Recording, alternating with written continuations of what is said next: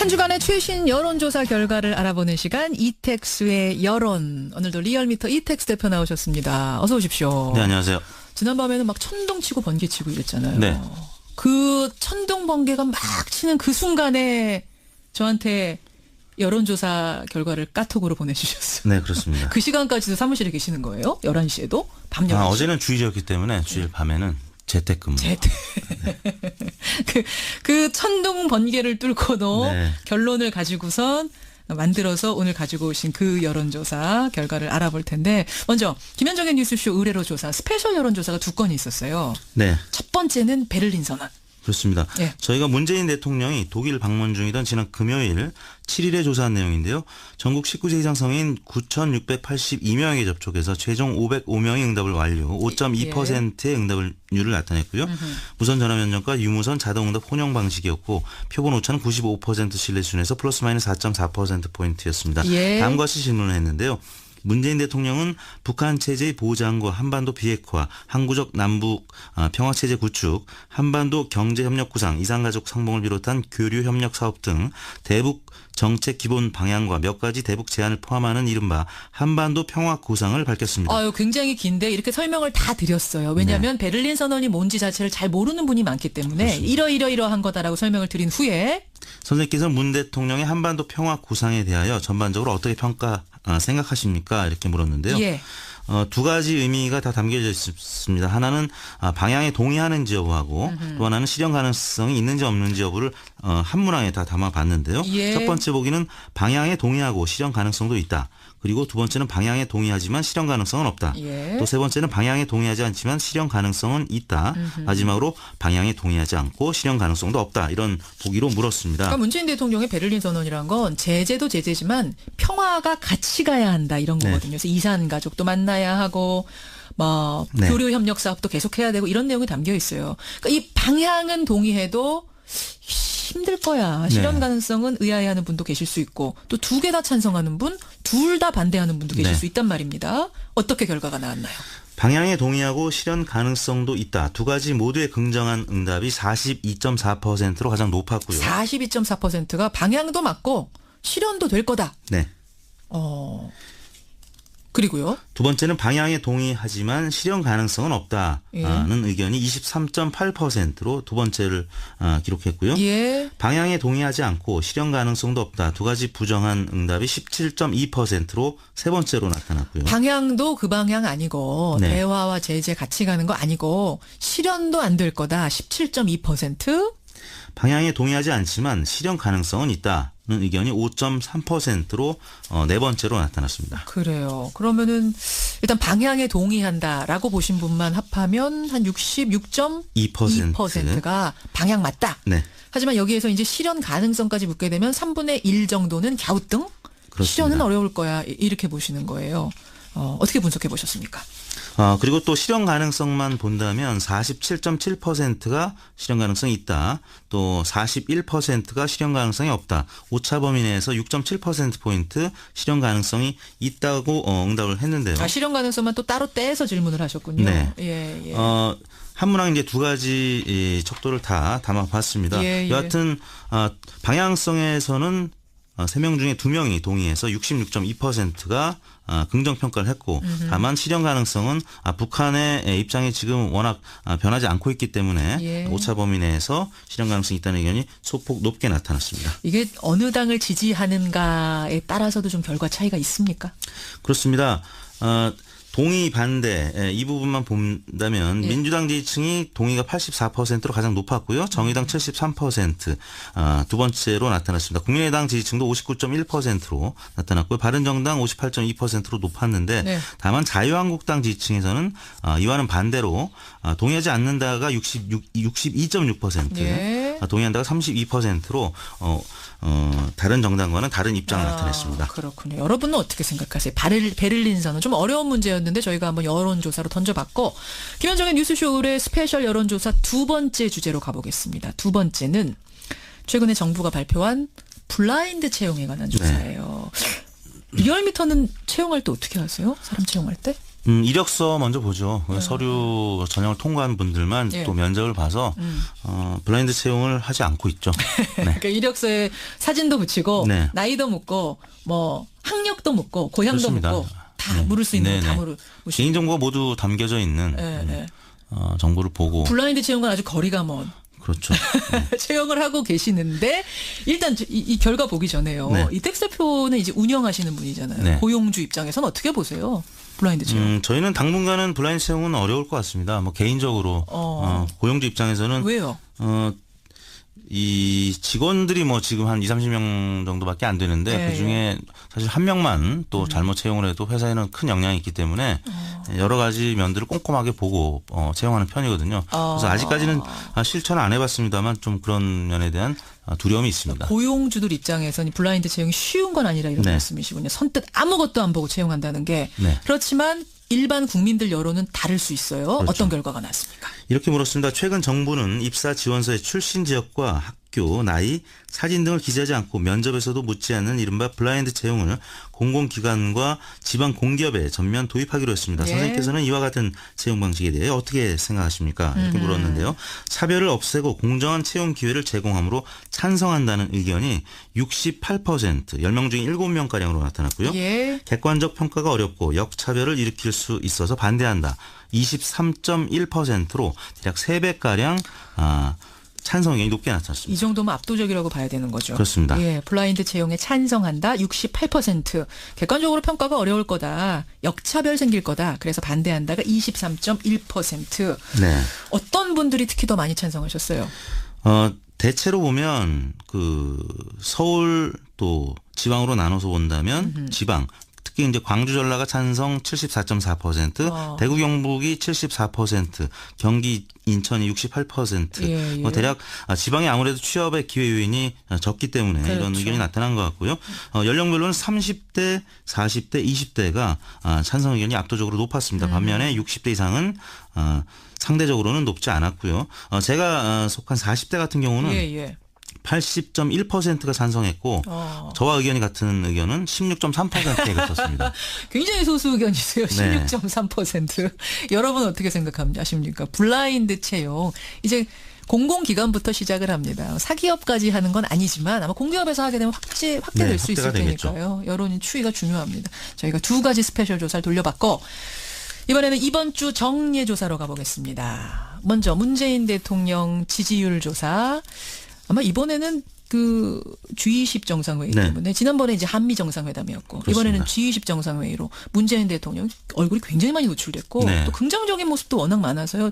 좀 많이 올랐을 것 같은데 어때요? 그렇습니다. G20 양자 다자 정상회담 또 앞서 소개해드렸습니다만 베를린 한반도 평화구상이 소개가 됐고요. 예. 또 무력 시위라고 직접 표현했던 북한의 ICBM 발사에 대한 강력 대응 소식 때문에 2주 연속 상승했습니다. 지난주 대비 1.3%포인트 오른 76.6%로 나타났습니다. 76.6%. 지난주에 75.3%에서 네, 그럼 이게 되면 1.3%포인트 오른 거잖아요. 그렇습니다. 사실은 근데 이 정도 그 정상회의 있고 하면은 조금 더 오를 수도 있는 거 아닌가요? 일반적으로는? 주 초반과 주 중후반이 좀 분위기가 달랐는데요. 예. 추미애 대표의 머리 자르기 발언에 대한 국민의당의 국회 보이콧 등 거센 반발이 있었고 예. 또 송영무 조대 후보자를 둘러싼 야3당 공세가 이어졌던 주 후반에는 소폭 지지율이 떨어지는 양상을 나타내서 더 오를 수 있었는데 예. 또 여의도 정가 소식 때문에 상승폭이 크지는 않았던 것 같습니다. 전국에 발목 잡힌 거군요. 대통령 지지율 네. 더 오를 수 있었는데. 네. 그래요. 뭐 특별히 또 주목할 부분이 있나요? 이 지지율에서? 일간으로 보면은 예. 75.6%로 월요일 날 시작을 했었는데요. 오바마 전 미 대통령이 월요일 날 문재인 대통령과 면담을 했었죠. 예. 출발은 산뜻했습니다. 그리고 화요일 날은 70.4%로 올랐고 수요일 77.1, 목요일 77.2 횡보하다가 말씀드린 대로 여의도 정가에 부정적인 소식이 전해지면서 금요일 날은 75.9%로 하락한 것으로 일간 나타났습니다. 집계는 그렇습니다. 이번에는 정당 지지도 가보겠습니다. 조금 전에 국민의당 인터뷰를 하는 동안에도 문자가 정말 많이 들어왔어요. 임채승님은 아니 국민의당이 뭐 할 말이 그렇게 많다고요. 입이 100만 이분은 100개도 아니고 100만 개여도 숨지기고 있어야 됩니다. 그래도 모자른 판에 유영대 님도 비슷한 말씀 하셨어요. 게다가 청취자 전화도 하나 왔네요. 삐쳐서 화난다고 일을 안 하면 됩니까? 예, 추경 같은 거 해야 될 건 해야죠. 회사에서도 그렇게 일 안 합니다. 이렇게 전화 주신 분도 계시고. 반면에 1302님은 민주당에서는 아예 말을 하지 말아야 정상입니다. 왜냐고요? 민주당도 검찰에다가 맡겨야지 뭘 자꾸 협치를 방해하는 이런 행동을 하느냐 이런 문자도 오고 있는데 정당 지지율 어떻게 변했습니까? 네, 민주당이 53.4%, 지난주와 큰 변화가 없었고요. 자유한국당이 16.2%, 지난주 대비 0.3%포인트 올랐습니다. 예. 바른정당이 6.6%로 모처럼 3위로 오차 범위 내에서 올라섰고요. 그다음에 정의당이 6.2%, 국민의당이 5.1%로 하락세는 멈췄는데 아무튼 최하위, 최저치를 계속 이어갔는데요. 예. 국민의당은 제보 조작 단독 범행에 대한 당 진상조사 결과가 발표된 월요일 이후에 한 이틀 후에는 4.5%까지 수요일 날 떨어졌는데요. 예. 추미애 민주당 대표의 머리 자르기 발언이 있은 다음부터는 소폭 반등을 해서 5.1%로 마감이 됐습니다. 여전히 최하위입니다. 네. 정의당, 바른정당보다 낮은 5.1 기록하고 있는데 다만 지난주에도 5.1. 네. 더 떨어지는 것만 지금 살짝 멈춘 상태. 네, 일간으로는 4.5%까지 떨어졌다가 다시 머리 자르기 발언 때문에 좀 반등한 근데 이게 것 지금 같습니다. 어제의 그 구속영장 청구는 안 들어간 거잖아요. 그렇죠. 반영이 안 된 거기 때문에 네. 지금 어떻게 됐을지 구속영장 청구가 또 어떤 결과를 만들어낼지는 조금 더 봐야 될 것 같습니다. 네.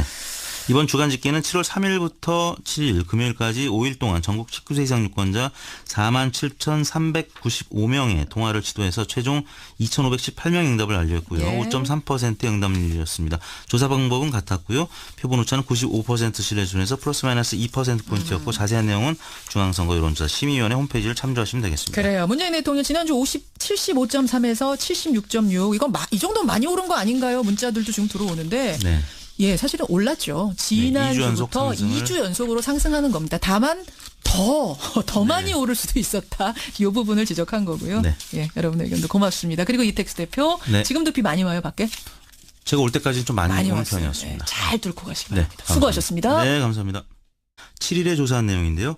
전국 19세 이상 성인 9,682명에게 접촉해서 최종 505명의 응답을 완료, 5.2%의 응답률을 나타냈고요.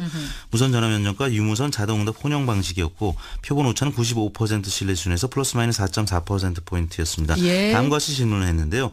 문재인 대통령은 북한 체제의 보장과 한반도 비핵화, 항구적 남북 평화 체제 구축, 한반도 경제 협력 구상, 이산가족 상봉을 비롯한 교류 협력 사업 등 대북 정책 기본 방향과 몇 가지 대북 제안을 포함하는 이른바 한반도 평화 구상을 밝혔습니다. 아유, 굉장히 긴데 이렇게 설명을 다 드렸어요. 왜냐하면 베를린 선언이 뭔지 자체를 잘 모르는 분이 많기 때문에 이러이러한 거다라고 설명을 드린 후에 선생님께서 문 대통령의 한반도 평화 구상에 그래요. 그러면은 일단 방향에 동의한다라고 보신 분만 합하면 한 66.2%가 방향 맞다. 네. 하지만 여기에서 이제 실현 가능성까지 묻게 되면 3분의 1 정도는 갸우뚱? 그렇습니다. 실현은 어려울 거야. 이렇게 보시는 거예요. 어떻게 분석해 보셨습니까? 그리고 또 실현 가능성만 본다면 47.7%가 실현 가능성이 있다. 또 41%가 실현 가능성이 없다. 오차 범위 내에서 6.7%포인트 실현 가능성이 있다고 응답을 했는데요. 실현 가능성만 또 따로 떼서 질문을 하셨군요. 네. 예. 한문항 이제 두 가지 이 척도를 다 담아봤습니다. 예. 여하튼 방향성에서는 3명 중에 2명이 동의해서 66.2%가 한 주간의 최신 여론조사 결과를 알아보는 시간 이택스의 여론. 오늘도 리얼미터 이택스 대표 나오셨습니다. 어서 오십시오. 네, 안녕하세요. 지난밤에는 막 천둥치고 번개치고 이랬잖아요. 네. 그 천둥 번개가 막 치는 그 순간에 저한테 여론조사 결과를 카톡으로 보내주셨어요. 네, 그렇습니다. 그 시간까지도 사무실에 계시는 거예요? 11시에도? 밤 11시? 어제는 주일이었기 때문에 주일 밤에는 재택근무. 그 천둥 번개를 뚫고도 네. 결론을 가지고선 만들어서 오늘 가지고 오신 그 여론조사 결과를 알아볼 텐데 먼저 김현정의 뉴스쇼 의뢰로 조사 스페셜 여론조사가 2건이 있었어요. 네. 첫 번째는 베를린 선언. 그렇습니다. 예. 저희가 문재인 대통령이 독일 방문 중이던 지난 금요일 대하여 전반적으로 어떻게 생각하십니까? 이렇게 물었는데요. 예. 두 가지 의미가 다 담겨져 있습니다. 하나는 방향에 동의하는지 여부하고 또 하나는 실현 가능성이 있는지 없는지 여부를 한 문항에 다 담아봤는데요. 예. 첫 번째 보기는 방향에 동의하고 실현 가능성도 있다. 그리고 두 번째는 방향에 동의하지만 실현 가능성은 없다. 예. 또 세 번째는 방향에 동의하지 않지만 실현 가능성은 있다. 마지막으로 방향에 동의하지 않고 실현 가능성도 없다. 이런 보기로 물었습니다. 그러니까 문재인 대통령의 베를린 선언이란 건 제재도 제재지만 평화가 같이 가야 한다 이런 거거든요. 그래서 이산 가족도 만나야 하고 뭐 네. 교류 협력 사업도 계속해야 되고 이런 내용이 담겨 있어요. 그러니까 이 방향은 동의해도 힘들 거야. 실현 네. 가능성은 의아해하는 분도 계실 수 있고 또 두 개 다 찬성하는 분, 둘 다 반대하는 분도 계실 네. 수 있단 말입니다. 어떻게 결과가 나왔나요? 방향에 동의하고 실현 가능성도 있다. 두 가지 모두의 긍정한 응답이 42.4%로 가장 높았고요. 42.4%가 방향도 맞고 실현도 될 거다. 네. 그리고요. 두 번째는 방향에 동의하지만 실현 가능성은 없다는 예. 의견이 23.8%로 두 번째를 기록했고요. 예. 방향에 동의하지 않고 실현 가능성도 없다. 두 가지 부정한 응답이 17.2%로 세 번째로 나타났고요. 방향도 그 방향 아니고 네. 대화와 제재 같이 가는 거 아니고 실현도 안 될 거다. 17.2%. 방향에 동의하지 않지만 실현 가능성은 있다는 의견이 5.3%로 네 번째로 나타났습니다.